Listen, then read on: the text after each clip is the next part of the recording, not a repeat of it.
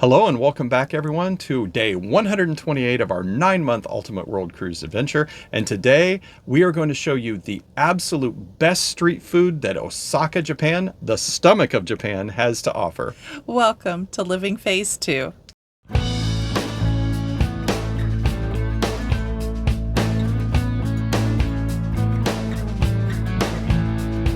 Hi, I'm Mike. And I'm Nancy, and we're empty nesters striving to live a life to the fullest. And we're living that full life aboard Royal Caribbean's 9-month Ultimate World Cruise on Serenade of the Seas. We sure are. Well, friends, today we're in Osaka, Japan, and this is the stomach of Japan. It's kind of the food capital of Japan. So we did a lot of research. We wanted to kind of create our own food tour. Well, what we really wanted to do was do all that research and share it with you so that if you've got a day in Osaka, this is the thing to do, street food. These are going to be the best places to go for the types of foods that we're going to show you. Yeah, so which is a huge variety. Well, our cruise ship pulled into port, and it was a very large industrial port, but it was very nice, and there's a Ferris wheel there. It seems like Japan likes their Ferris wheels at every port, so that's kind of neat. But we got out of the ship. There's 6 of us, and we walked to the subway. Very easy to get to the subway. Everything's very well identified, so you can find your way there quite easily. After getting our all-day pass, we took the subway downtown, and the first place we went to was Strawberry Mania. This is a fun place. One of the things that I enjoyed the most there was strawberries on a stick. They were candied strawberries, and they were decadent. They were so good. Yeah, it was. You really did enjoy that. In fact, you can see your reaction shot here.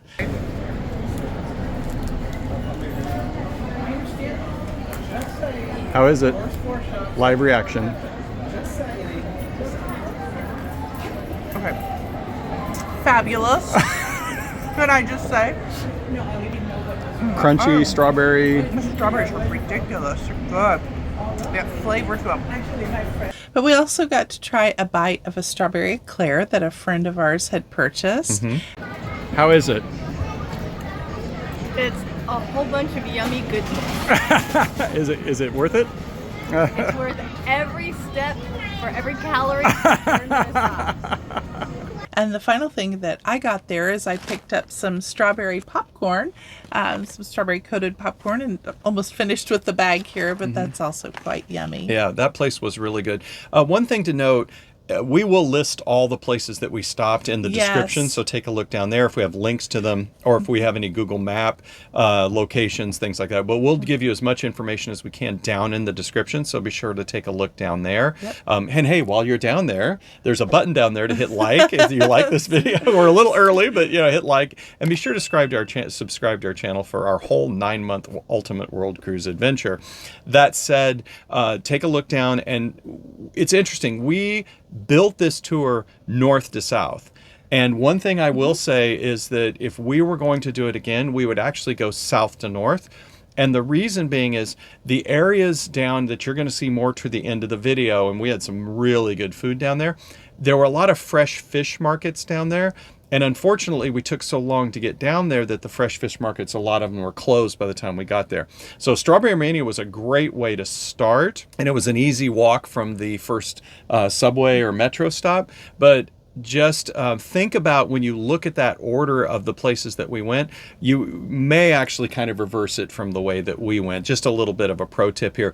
Go to any place. If you want fresh fish, fresh sushi, sashimi, hit those places first in the morning and then work your way back up to the other places. That's a really good point. Okay? Absolutely. All right. Well, after we left Strawberry Mania. So after we left there, we moved through the shopping areas and got to the Mitashi Pie. And that's an interesting pie. It's a flaky, buttery pie crust, but it's filled with a bean paste and this Mitashi sauce. And forgive me, friends, if I am not pronouncing it right, but this was also very good. Yeah, it was. We just kind of, and another pro tip here.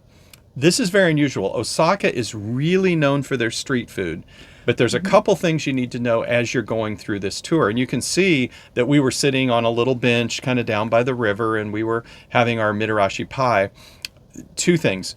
Bring a plastic bag with you for your trash. Oh, yes. That's a pro tip for sure. Because there are no trash cans. Right. Sometimes the different restaurants, will have maybe a trash can there, but most of the time they won't. You have to take any of your trash with you.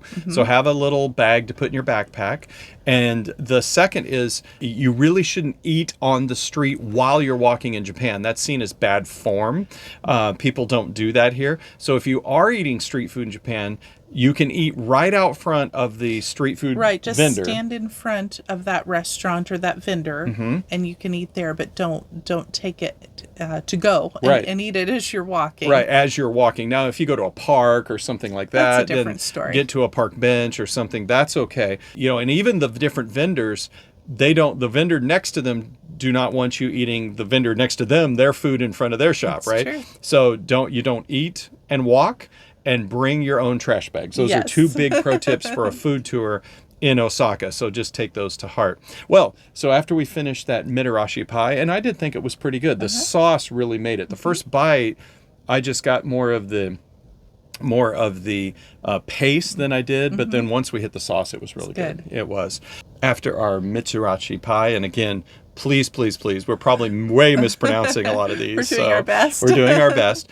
We walked through the Sensabashi and then the Dotonbori area. The Dotonbori area is really well known for food, but it's amazing. I mean, it's almost an overload of the senses. They have carnival rides and tons of food vendors and shops and lots of people. So just be ready.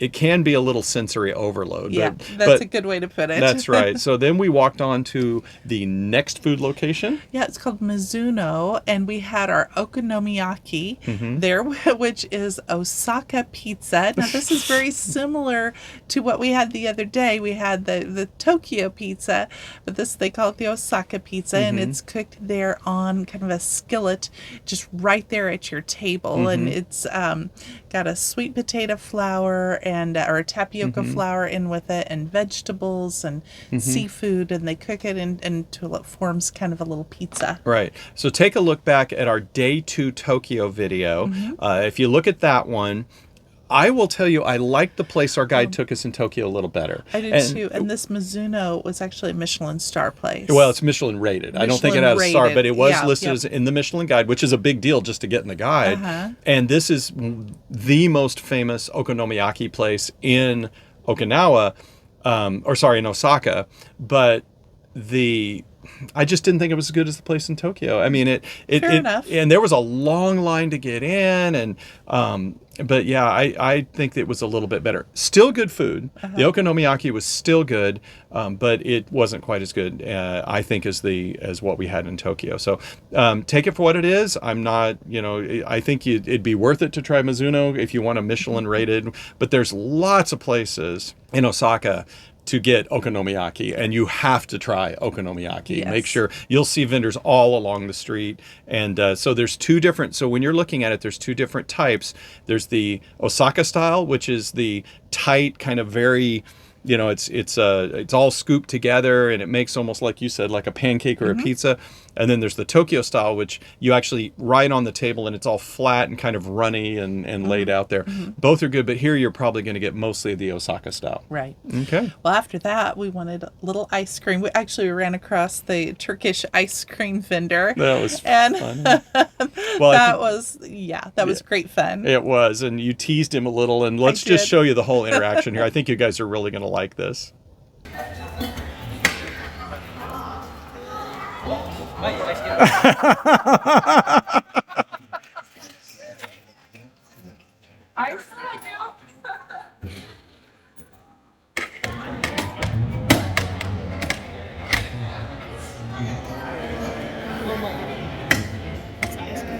Yeah. They do this in Istanbul.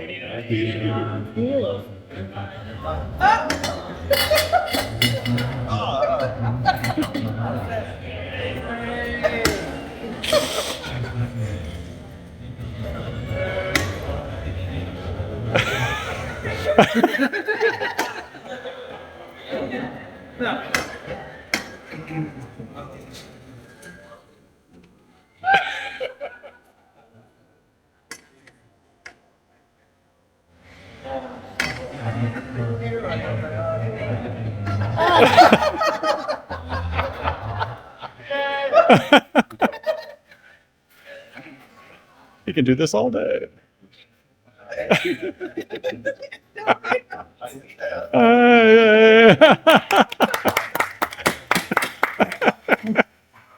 How is it? The chin. Well, that was a ton of fun watching Nancy there. And always be careful. If you're going to tease that Turkish vendor, ice cream vendor with your dollars, you're going to get quite the interaction there a little. And be sure to give them a little tip as well. But yeah, if you ever have an opportunity to interact with a Turkish ice cream vendor, it is a lot of fun. Yes, for sure. Well, we continued walking down the street. We walked past a restaurant that happened to have a huge tuna out on ice that was wrapped up on ice in front of the store. It must have... I'm not kidding you. It's probably worth thousands of dollars because it was huge. And then we walked by that same place later in the day, and you could see they had cut. It was almost cleaned because they had cut so much and used so much of it throughout the day. It was all gone. Yeah. Well, after we saw the fish, right near that area is Taro's Parlor. Now, this is a very famous place in Osaka. It's a real landmark. It's known for the clown beating the drum. It's a mechanical clown out front beating a drum. It's just kind of silly, but the entire building, it's known as the Eat Till You Drop building, and it's full of restaurants, bars, etc. And then the Taro's Parlor clown, there's a whole gift shop right there but they have everything from little dolls to socks to t-shirts with the clown on it. So if you want that, that's a very famous landmark and symbol of Osaka. And so we walked by there. I don't think we actually ended up picking up anything, but we did get to see him beating his drum, and we got to see that famous landmark. We wanted more street food rather than a sit-down restaurant, although the next place we went to, we did sit down. We did. The next place we went to was Kushikatsu Daruma. And again, hope we're getting these pronunciations right. But this is an extremely famous place. It's one of the original, if not the original, fried food on a stick places. And so we went into their restaurant, and they took us down to the basement. And we had luckily enough of a table for the six of us. And it did not disappoint. You're going to know the different places that serve this fried food on a stick as you're walking through Osaka. You may see the angry-looking chef. He's like, and he may, he'll be crossing his arms and looking very angry, and he'll be holding. Why is he so angry? Right, and you'll see those angry chef faces all over for the places that are like Kushikatsu Daruma. And it's the reason being is when you get this fried food on a stick, you'll have a container of sauce on the table, and you never double dip your sauce. So you don't want to put it in, take a bite, and put it back. And in fact, what they do is you can have lettuce or cabbage leaves. And if you dip, take a bite, and then you want more sauce, you can take the leaf and scoop some sauce on and pour it back on your food on a stick. Yeah. And that way you never have to double dip. So that's why he's angry, because he's telling you not to double dip. But that was one of my favorite places that we ate at. And actually for our whole group of 6 people, we all said this was really good. You could come here in an evening, have a couple beers, get some, fried food on a stick, and it was really good. And it wasn't super greasy. No, it was really kind of light, and I thought it was really good. It was. Yeah. Well, where'd we go next, Nancy? After we finished at Kutsakashi Daruma, we wanted to get across the street, and the way to get across the street was to go under the street. So we took the stairs under the street and found a surprise that there's an entire mall underneath the street, which we really didn't spend time at, but we crossed the street, got to the other side. We saw a big boba tea stand, although I didn't get any boba tea. You said I should take a sip. You had the whole boba tea. You said I should take a sip of you can see that here. Yep. So you were probably full after that boba tea. Yeah. But we found a place for sushi. One of the things we wanted to eat was sushi. It's hard. I mean, all the sushi seems to be very good, but and there were lots and lots of places. But the place we found, Malmon, Osaka, that has been some of the best sushi I've had in my entire life. The rest of our group agreed. Just the way, the fish was very fresh, but the rice, the rice vinegar, whatever it was that they put in that rice was incredible. It went so well with the fish and the different types of fish that we had. Now, we didn't eat a lot because obviously you can see we're having a lot today on this food tour. Yeah. So we had sushi, and I think we probably had a total of about 8 to 10 pieces, something like that. Probably, yeah, with sashimi and sushi. And but yeah, I would agree with you. The fish was so fresh, good. and that combination of the rice and the fish were excellent. So Malmon, Osaka, that's the place to get your sushi. That's right. I would, if I were going back there, I would definitely hunt that place out. And you'll see a link to it in the description as well. Yep. Well, after leaving the sushi place, we're still trying to fill in the corners here. We're going to have, instead of like a Hobbit second breakfast, we're going to have second dinner here now.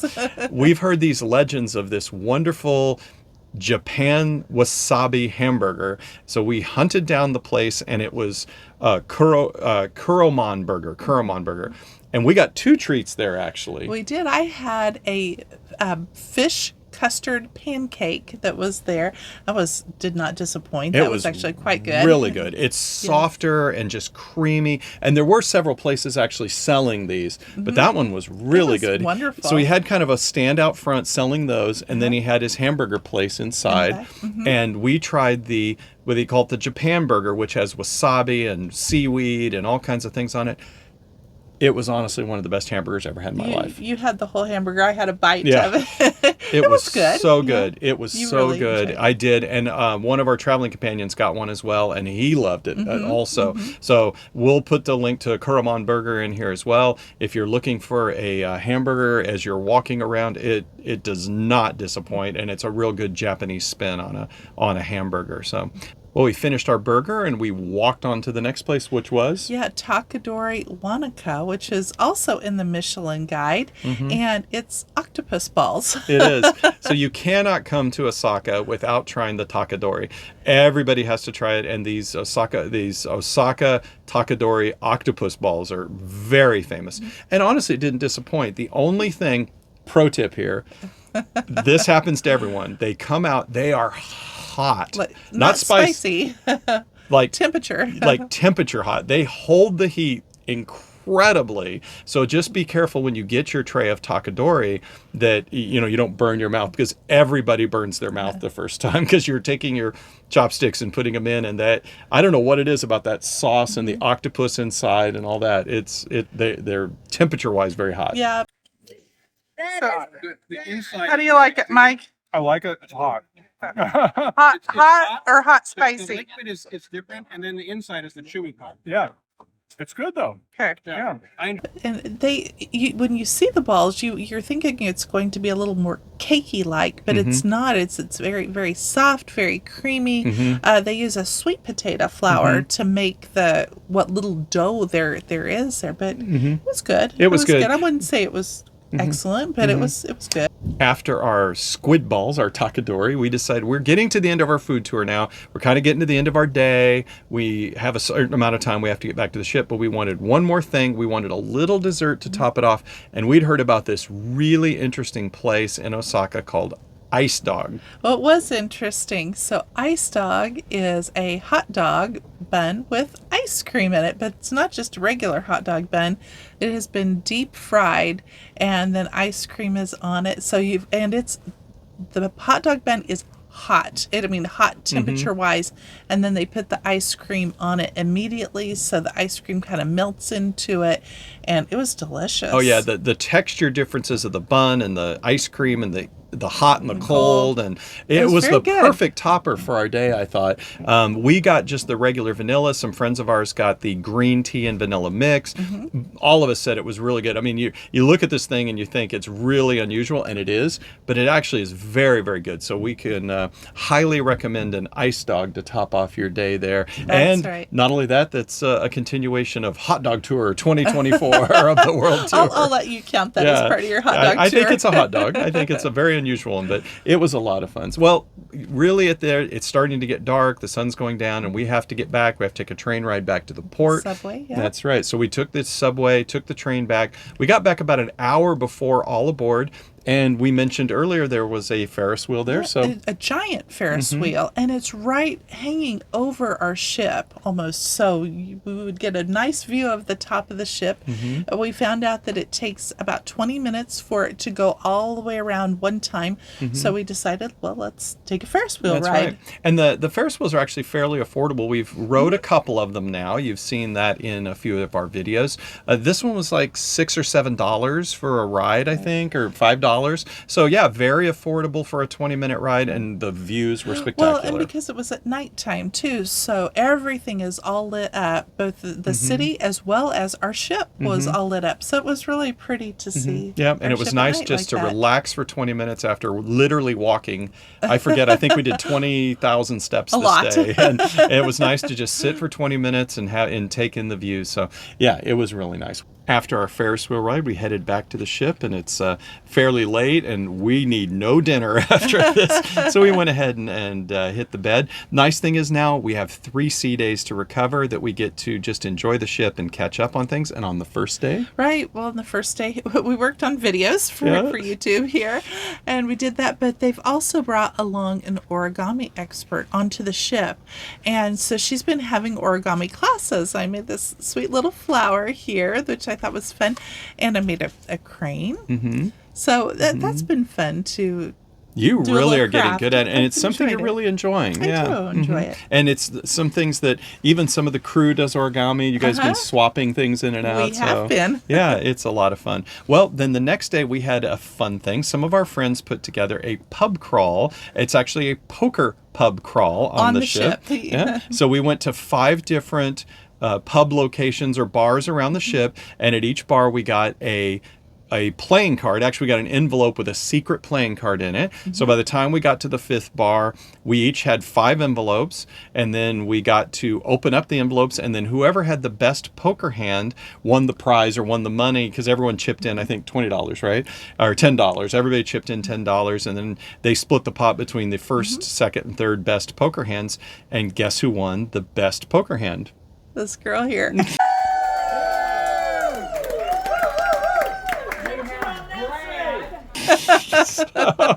Yeah, I'm not a big poker player. No, but I had a flush ace high. Yeah, you did. And it's $150. Yeah, which was it was kind of nice. Yeah. It was nice. So things like that, a lot of the passengers will arrange different activities and things to get together outside of what the ship's doing. And the ship actually did work with us, and they moved a couple extra bartenders to the different bars as we moved along, because we had a fairly large group. And in fact, we had some of our friends there, and we'd like to give a shout out.